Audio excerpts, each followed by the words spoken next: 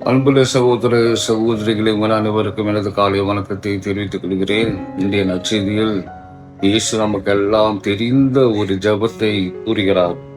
அதாவது, விண்ணுலகில் இருக்கிற எங்கள் தந்தையே என்ற ஜெபம் நம்மளுக்கெல்லாம் தெரியும். திருப்பலியில் சொல்வோம், நம்முடைய அன்றாட ஜெப வாழ்க்கையிலையும் சொல்லுவோம். யாராவது ஜெபம் சொல்லுன்னு சொன்னா இந்த ஜெபத்தை சொல்லுவார்கள். ஆகவே நமக்கு பழக்கமான ஜெபம். இருந்த போதிலும் நான் ஒன்று சொல்ல விரும்புகிறேன். இயேசுவின் காலத்துல இந்த ஜெபம் ஒரு புரட்சிகரமான ஜெபம். விண்ணுலகில் இருக்கிற எங்கள் தந்தையே என்று சொல்வது கடவுளை என்னுடைய தந்தை, அப்பா அப்படின்னு சொல்றது ஒரு பெரிய புரட்சிகரமான ஒரு வார்த்தை. யூதர்கள் இந்த மாதிரி கடவுளை தந்தை என்று சொல்ல மாட்டார்கள்.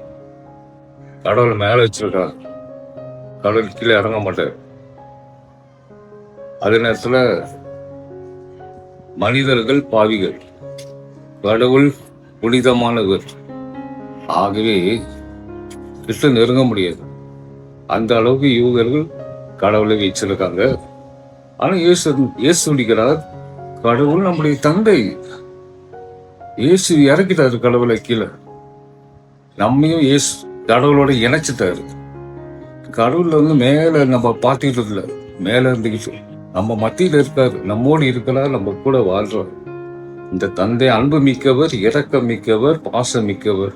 நம்ம நினைக்க வேணாம், கடவுள் கண்டிப்பானவர். நாம் பாவம் செய்யும் போது நமக்கு தண்டனை கொடுப்பார்.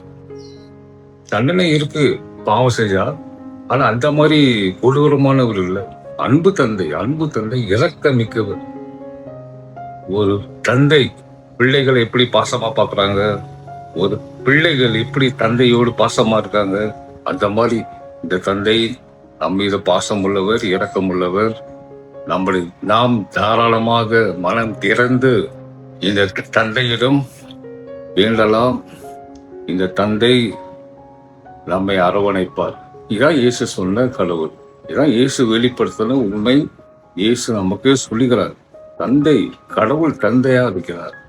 ஆக அன்பு சகோதர சகோதரிகளே, இந்த பரம தந்தையை, அன்பு தந்தையை ஆராதிப்போம், வணங்குவோம், போற்றுவோம். என்றும் இந்த அன்பு தந்தை நம்மை வழிநடத்துவாராக.